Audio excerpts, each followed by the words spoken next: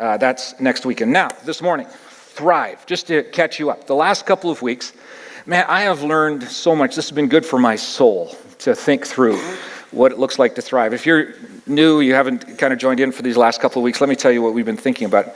It's an interesting thing. When Jesus encounters people, the people who he encounters, their lives most times take a significant upgrade from where they were. And that's not just folks who have their eyesight restored and limbs kind of, added on and, can go from death to life. And those are amazing kinds of things, right? And no wonder you would be marked with that. But there are other people along the way who encounter Jesus, and they don't have that kind of spectacular, change of some kind in their body, or their, demons leaving them and so on. But their lives are better. They thrive after encountering Jesus. And so then, when you think about that, you think about something else that Jesus said. By the way, he says to those that are close to him, your lives all took an upgrade by hanging out with me. Everybody who comes in contact with your life after your upgrade with me should thrive like you are. It should be a normal, natural outcome of people around you, that because of who you are and what I am in you, that they in a way mistake you for me. And their lives begin to thrive and they begin to flourish. And that's just the way it will be, because I'm going away. I will come back, but over the next couple of thousand or however many years it is, that's how we're going to get the message out that God is good and loving and he changes lives in wonderful ways. So you guys go ahead and do that. That's how this is built. That's how it should work. And they did. And so many others have over these many years. So we looked at a couple of those qualities of Jesus that he exhibits in his life here. One of them was that Jesus loves all people. How much does he love all people? More than they can imagine. And so there are no isms in Jesus' life. Racism, genderism, sexism, religionism, sexual orientationism, political partyism, those kinds of isms that we have. Jesus didn't have those. Because if you really love people and you love all people, there's no room for that. It just doesn't fit into your thinking. And so no wonder people around him thrive. The second thing that we looked at last week is it was just about impossible to offend Jesus. You could question his authority and he wouldn't be offended. You could say derogatory things about him to others and he wouldn't be offended. You could question who he was as the Messiah or the King and he wouldn't be offended. It's amazing how he was that kind of a person. And no wonder people who wanted to or thought they had inadvertently offended him realized they hadn't, and he would just receive them and love them in wonderful ways. So this morning, I want to think about another one of those qualities that Jesus exhibited, his character, that caused people around him to thrive. But this one, I'm a little apprehensive to talk about, because I can't talk about it in the same way that Jesus would talk about it. I don't have his grace, and I don't have his tenderness. I don't have his insight. And so some of the things that I'm going to say this morning might create pushback inside of you. And that's okay. Some of them might even make you angry. And that's okay. Put that on me, not on Jesus.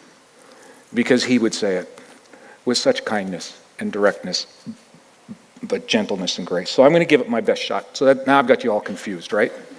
Again. So let me be a little more focused. Let's say, for example, that you are increasingly like Jesus, and there are fewer and fewer isms in your world, and you find yourself growing in love for all people, and you embrace them, and you invite them into your world, and you're mistaken for Jesus in so many ways. And let's say that you get to a place where you're less and less offended by things that people would say or do, and it just doesn't bother you a whole lot. And then somebody who you've brought into your world, and someone who you've worked against being offended, suddenly does something that is grossly offensive. I mean, it hurts. It wounds you. It defames you in some way. It diminishes you. It undercuts you. It betrays you. It really does. And it's something more than, just having a tough shell or a soft heart toward it. It's really wrong. They really have wronged you. So say, for example, a friend lies about you or to you. Let's say a colleague or a business partner does some unscrupulous something or other in the business you're a partner with and sells you out. Or imagine a friend invites you in to invest in their deal. Can't go wrong. And it goes wrong. And they lose your money. A sibling forcibly takes control of the family inheritance at the most vulnerable place where a parent dies. Imagine a girlfriend, boyfriend cheats on you. Imagine a parent consistently chooses a career over you. Or imagine a spouse that has an affair. Or a spouse that won't give up an addiction or abuse of some kind that they've promised for years that they're going to overcome. You see, those are very real. And in every one of those cases, it's a story that I have sat with somebody from our church over and cried together and prayed together over it. And you can't just simply say, that didn't hurt, I'm not offended. Or I love them so much, because it really is wrong. You've been wronged. So this morning I want to ask two questions as I have each week. And the first one is going to bring up some hurt. And the second one might bring up some anger. And I don't asking these to do that. I think it's just a consequence of asking the question. So here they are. First of all, who in your life has significantly hurt you? I don't mean just offended you. I don't mean just disappointed you. I mean has left a wound, has hurt you. Here's the second question. Are they worth being loyal to? Are they worth being loyal to? Now you might say, look, that's ridiculous. You don't know how much damage that they've done. Real damage. Irreparable damage. It's far beyond being offended or disappointed or dealing with emotional wounds. You see, our marriage cannot be put back together again. It can't be. Our family cannot be reassembled. Won't happen. The money is gone. Like it's gone. The damage is done, and it can't be undone. And right, I would say, I know that. That's what we've sat together and we've cried over, and our hearts have been broken over. It's real stuff. And then how do we live with that? What do we do with that? But I want to be clear on the question that I asked.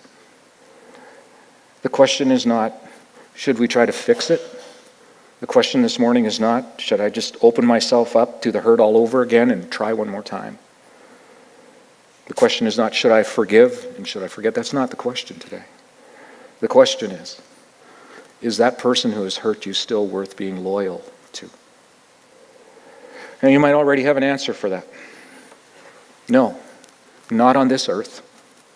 Like maybe God will sort that out in heaven somehow. But not here, not now. I couldn't see my way through that. I want you to know that I used an unusual word in the question on purpose, the word loyal. We don't use that word a whole lot. We really don't.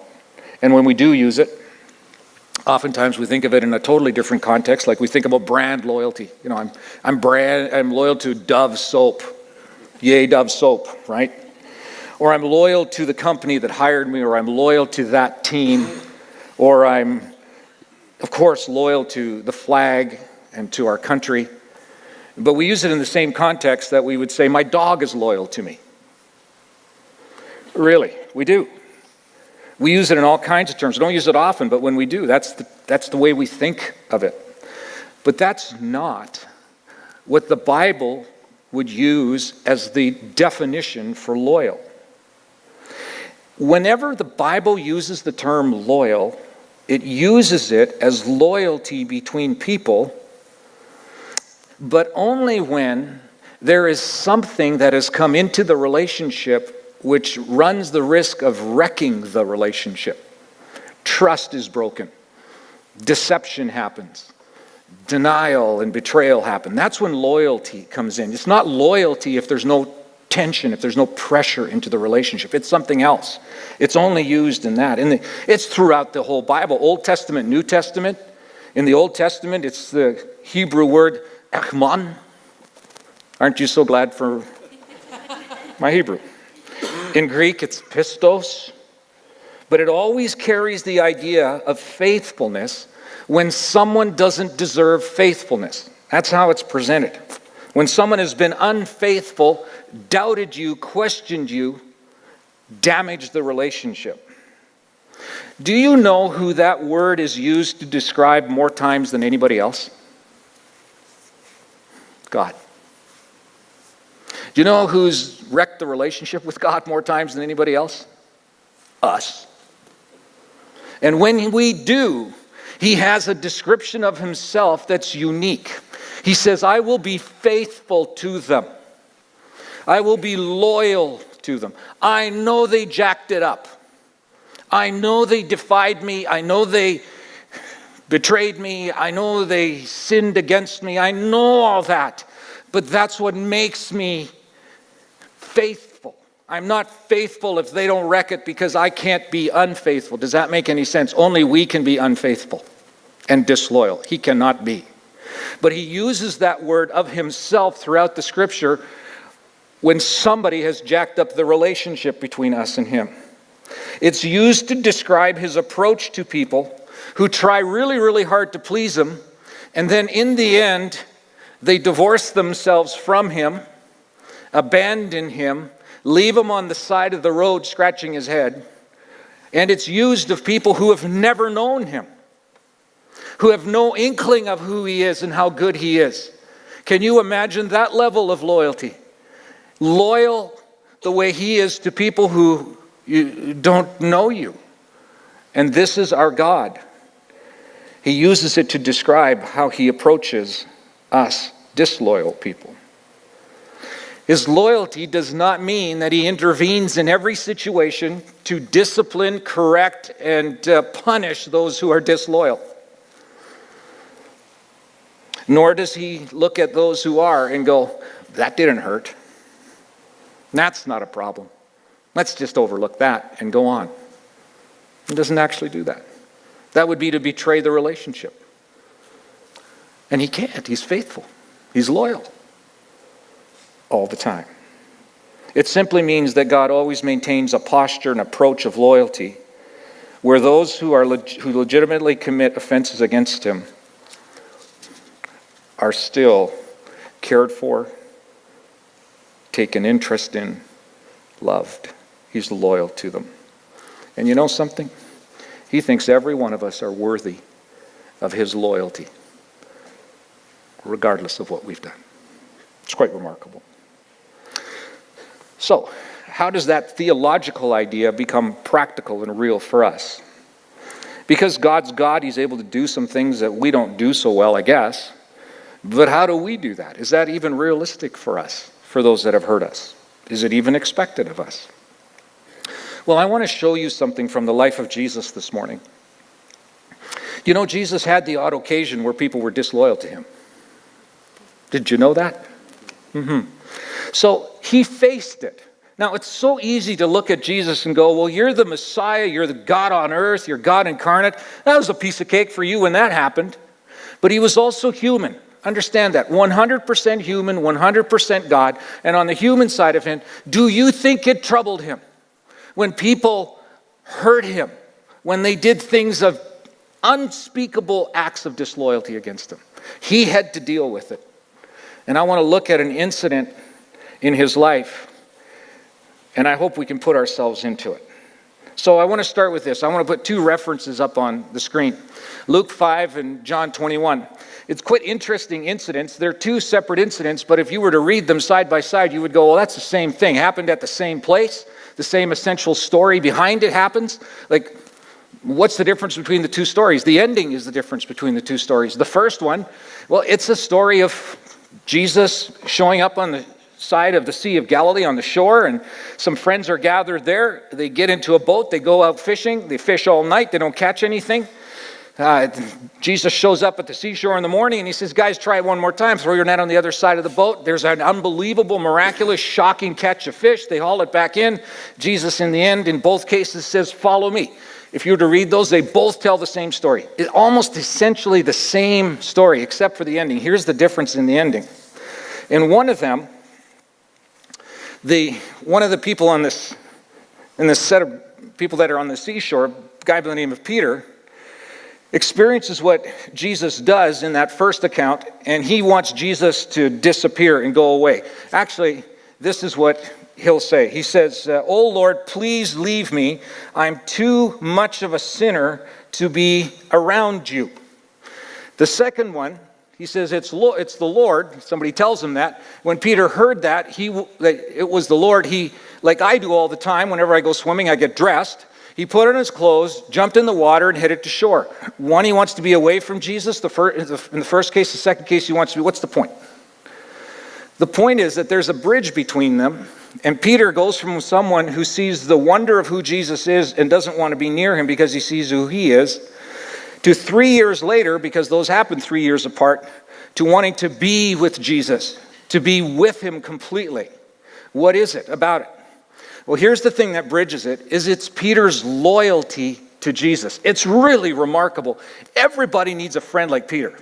You really do. Like along the way, Jesus comes and says, guys, like I've been around for just a little while. Who do you think I am? And Peter's the first guy to go forward. He said, I got it figured out, Jesus. I got it. I know you're the Messiah. I know that's who you are. You're the long-awaited one. Peter's the first to catch on. He's the first to go public with it. It's amazing. And then along the way, as Jesus' popularity increases a little bit, opposition starts to increase, right? There's pushback on Jesus. And Peter goes, you know something, tell you what. I'm with you, Jesus. Doesn't matter what happens. Everyone else might desert you. Not me. Like the other 11 here, Jesus. Not so sure about them, but you can count on me. I'm loyal to you. You need a friend like that, right? At some point, Jesus is facing prison. Peter steps forward and goes, if it's prison, I'm going to prison with you. That's just the way it is. I am with you to the end. That's loyalty. And then he amps it up a little later. He says, if it's death, I'm dying with you, Jesus. Anybody have a friend like that? Anybody offer to go to jail with you? Anybody offer to die with you, for you? Anybody call you the Messiah? Good, because you're not. Yeah. And then at the end, like it's right the last few days, they're in the garden, right? And Jesus is about to be arrested by the temple police. And they're bearing in, they're closing in, they're circling in on him. And Peter's the only guy with a concealed carry permit, right? Pulls out his sword, whacks off the ear of Malchus, the servant of the high priest. Like, who doesn't want a friend who steps in and bails you out and helps you out in that way? That's loyalty, right? Anybody here have a friend like that? No, none of us do, I guess. Well, here's the thing. That's not how the Bible defines loyalty. It's not. It's good. And we all need to have friends or be friends like that. When the Bible talks about loyalty, it talks about loyalty only when there's something that threatens or damages the relationship. And then that happens. It happens to Peter. I'm going to put up two other passages of Scripture. This is from Luke 22 and John 21. You might recognize John 21. This is the second half of that other story. In Luke 22, Jesus has been arrested. He's standing in the courtyard of the high priest where he's been taken, where he's going to have to answer for himself in front of the high priest. There are people gathered in the courtyard. Peter is among those. He's kind of covertly snuck into that courtyard area. He probably still has in mind how loyal he is to Jesus. And then an interesting thing happens. A conversation breaks out. It won't come up here, but let me read you the simple conversation that happens, and this is how Peter responds. This is from Luke 22, verse 54. It says, "So they arrested him, and they led him to the high priest's home, and Peter followed at a distance. The guards lit a fire in the middle of the courtyard. They sat around it. Peter joined them there. And then a servant girl noticed him in the firelight and began staring at him. Finally, she said, This man was one of Jesus' followers. But Peter, he must have overheard it, denied it. Woman, he said, I don't even know him. After a while, someone else looked at him and said, You must be one of them. No, man, no, I'm not, Peter retorted. About an hour later, someone else insisted, This must be one of them because he's a Galilean too. But Peter said, Man, I don't know what you're talking about. And in one of the other passages where this is recorded, it says he started cursing. And immediately while he was still speaking, you know what happened, right? Man, I wish we didn't know the story. I really do. Because it would add drama, it would add suspense, it would add the ability for us to grasp it. A rooster crows. And at that moment, the Lord turned. Can you see it? And looked at Peter. Suddenly, the Lord's words flashed through Peter's mind. He had heard that just a little earlier. Before the rooster crows tomorrow morning, you will deny me 3 times. You'll deny 3 times that you even know me. And Peter left the courtyard, weeping bitterly. Can you feel it? Can you imagine being there? It's really hard to imagine that level of betrayal. That is, unless you've experienced it. You see, this is not about having your feelings hurt by a snide comment or being stung by a water cooler gossip. It's far beyond that. It's beyond being lied to and cheated or losing some money to someone. At the most critical time, when people are making up stories about your very close friend that you said you'll never desert, you'll go to jail for, you'll die alongside, they're making up stories about your best friend, and you do nothing. You do worse than nothing. You claim you don't know the guy, that you have nothing to do with him. No, that stings. That hurts. And you don't just do it once and correct yourself. You do it 3 times in a row within a little over an hour. Who does that? And what do when someone does that to you, when they fail the loyalty test? Do you end the friendship? I'm done. I don't want to ever see you again. Because if that's happened to you and you've asked some friends about it, more than likely the advice you got was, ditch the guy. Get rid of her. Have nothing to do with them. Do you forgive them because it was just a moment of weakness? Do you deny it really happened or that it hurt? Because that's a way of coping with it too. This idea of what to do when people deny Jesus has been something the church has dealt with a long time. And they've dealt with it the very same way that we're told to deal with it when it happens to us personally. In the course of church history, 2,000 years of history, the first 50 years that the church was around, and then the years 250 to 300, were years of unspeakable persecution for people who were followers of Jesus. Shocking levels of persecution, like life and death kind of persecution.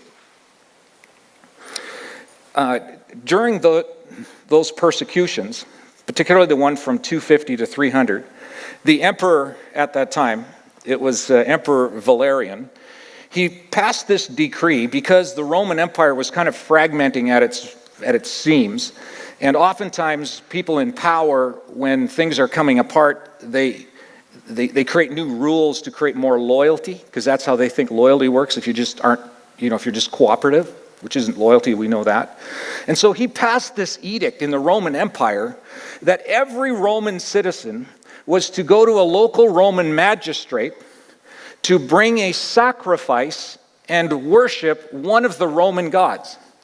And if you did that, you got a certificate signed by that magistrate saying you're loyal to the emperor and the empire. Okay, that's no problem, right? Unless you're a follower of Jesus Christ. Now there's a decision to be made.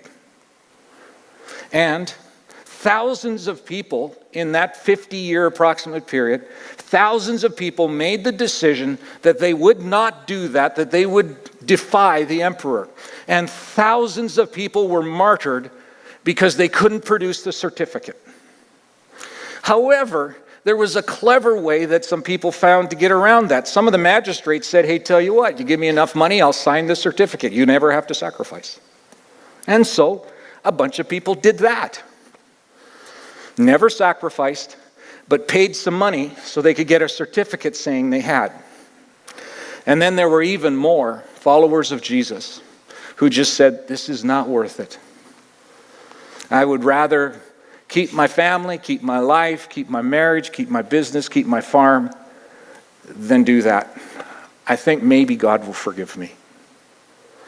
So when the persecution was over, the church of the time now had to deal with people who they termed as lapses, who had either signed the certificate or had taken a signed certificate, though they hadn't offered a sacrifice, or those that had offered the sacrifice. And what was the church to do? Well, the Pope of the day said, let's do this. Let's just give everybody a free pass. Let's just kind of pretend it didn't happen. It was a tough period. It was difficult. Let's just let it go and be done with it. Amnesty for everybody. Well, the church was fragmented at that time as well, and so there was a competing pope, if you will, that stepped forward. He wasn't a pope, his name was Novatian, and he said, no, tell you what, let's do this. We can't just amnesty for everybody. Let's just say whoever did it can never be part of the church ever again. And there's nothing they can do to get back in. That's how we'll deal with it. And then a guy by the name of Cyprian came along and he said, no, I think what we should do is if people are genuinely remorseful and they're repentant, I think we should extend grace to them out of our loyalty to Jesus, who demonstrated his loyalty to us. Interesting struggle, right? It's the struggle that we have as well. It's a struggle that Peter must have thought. So, question. Is Peter worth staying loyal to? What's Jesus going to do with him? Well, this is a single verse that introduces us to what Jesus does. John 21:15 says this. It starts this way. Remember, once again, they've had this. Peter and the boys have been out fishing once again. Jesus has come back to life. He's standing on the beach. They fish all night, don't catch anything. Jesus says, throw the net back in. They do. Miraculous catch of fish. They recognize it's Jesus on the beach. Peter jumps into the water, swims as fast as he can to Jesus to be with him. And then at some point it appears that Jesus pulls Peter aside.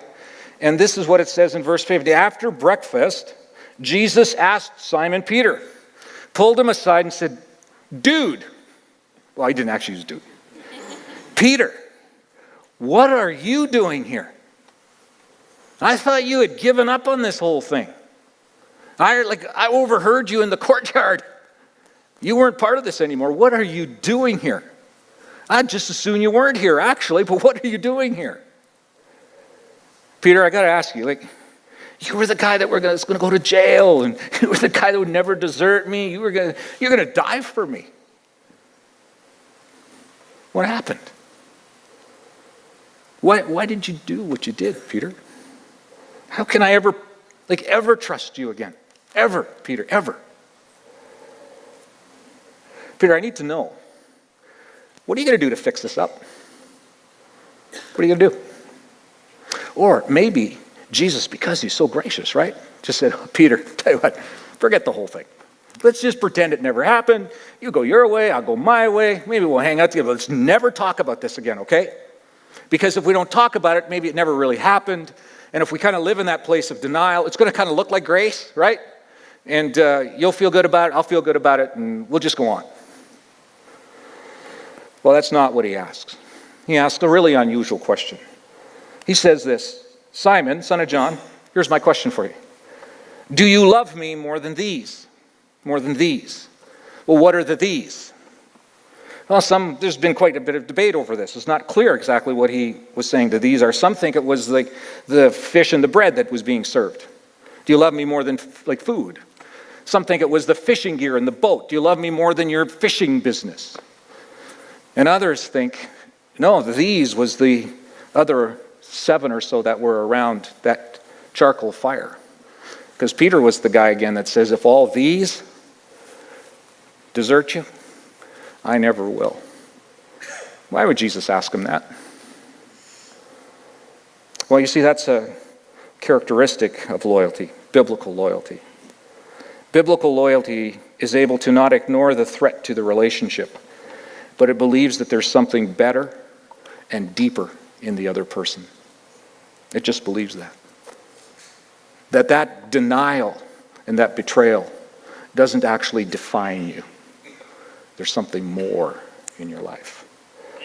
Alfie and I often meet with couples who are experiencing tension and breakdown in their marriages, and most times we'll ask some questions to find out what their story is, how they met, and how they first developed a pattern of thinking of that person when they're not together, and how they began to realize that they liked something about the other person, like, you know, they were interesting or pretty or smart. And then we begin to ask, well, what was your first romantic thought? And then when did you realize that you loved the other person? Well, the point is that regardless of what has happened to get them to this place, there's also another place. There's another place where they did feel love for one another, and they did have some romance, and they did find each other interesting, and they did think about each other when they weren't together. There was another time. There may be lots of healing and forgiveness that's needed, but this isn't the reality. Their current place isn't their only reality. Jesus is reminding Peter that there once was a time, because you're worth my loyalty, that I'm reminding you of a thought of something you said, and I think you really meant it when you said it, Peter. I know denial, betrayal isn't what identifies you. I believe that you really do love me, Peter. So Peter says, verse 15 again, yes, Lord, you know that I love you. Here's the thing, Peter doesn't try to explain himself. He doesn't make excuses. He doesn't even apologize, actually. He does not say, Jesus, well, it's kind of your fault too. Yeah, Jesus, you were so unclear about, well, I'm going to die, I'm going to come back to life again. If you'd have been a little clearer, if you had kind of painted the picture of what was going to happen on Friday and then told us exactly what was going to happen on Sunday, well, then I would have just hung in there on that Thursday night. So Jesus, you got to take some of the blame for it. It doesn't do that. It's as if Jesus knows how sorrowful Peter is, and that's enough. But could it be that Peter needed to hear those words himself, that I love you? You see, what Jesus is doing is lovingly and kindly, and I might add humbly and skillfully, putting a surgical knife in Peter.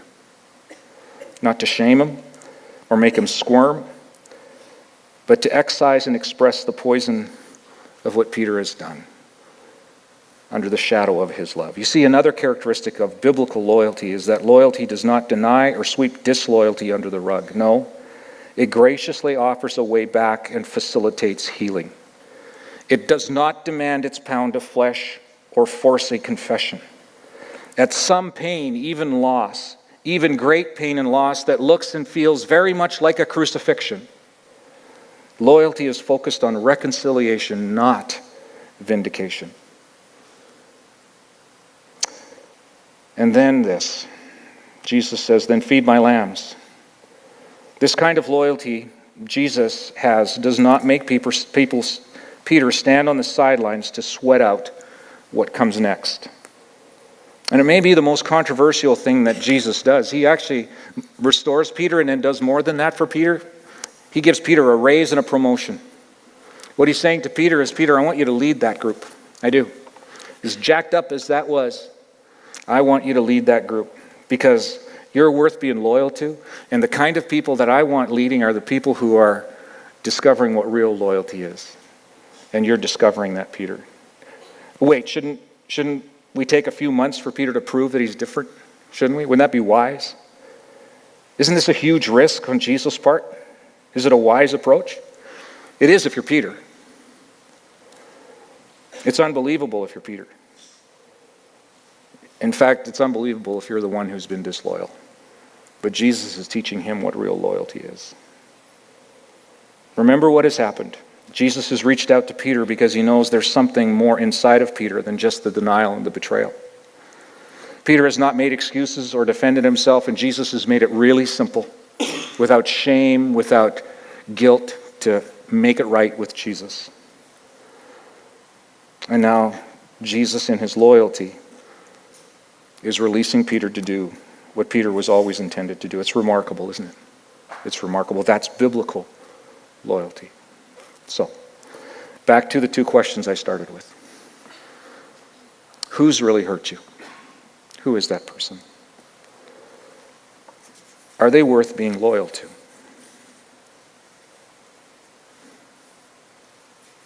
Are they? Here's how I want to end today. I want to invite you to stand, and I want to pray together. And I want to ask Jesus for some things in this very area. So, would you stand with me, and then we'll be done. So, Jesus, we've risen to our feet because we stand in the presence of the loyal one. The one who has loved us when we have been disloyal. The one who is faithful when we have jacked up the relationship. And the truth is, Jesus, this is a human problem here on the face of the earth that you know all so well. I'm so grateful today for the example you give. And it's so easy to look at you and go, well, yeah, you're the Messiah. That must have been easy for you. But may we not do that. I would ask you, Jesus, as we've thought of people who have hurt us, that we, by your strength, would be able to look past the hurt and look at something deeper in that other person. They're more than the hurt they've caused. They're more than the betrayal and more than the denial and more than the adultery and more than that. They are more than that. Would you help us, Jesus, as hard as it is through the hurt, to see that they're more than the mistake and the error and the rottenness that they've done. And then, Jesus, though we may have tried in different ways at other times, would you help us to find creative and kind ways to skillfully and easily express that the door is open to come back, that the door is open to reconcile. May we not make it hard for people. May we not make them feel ashamed and exact our pound of flesh, but find a way with your help, Jesus, to make the path back easier for them. And then would you be willing to help us restore the health in broken friendships, and even those that the damage that's done can't be repaired. But would you help us to do that in a healthy way? Some of the consequences of what's happened are irreversible. But still, there's a form of reconciliation within boundaries that can happen with your help, Jesus. And we ask that you would help with that. We really need you. This world needs to see models and examples of your grace and your loyalty, of how that can work and how that's different than the simple way we think of it. We humbly ask you for this, Jesus. You've been there and done it. You know what we need, and we'll be so grateful to you. Thank you so much. All right, tough one, right? May you walk with him this week.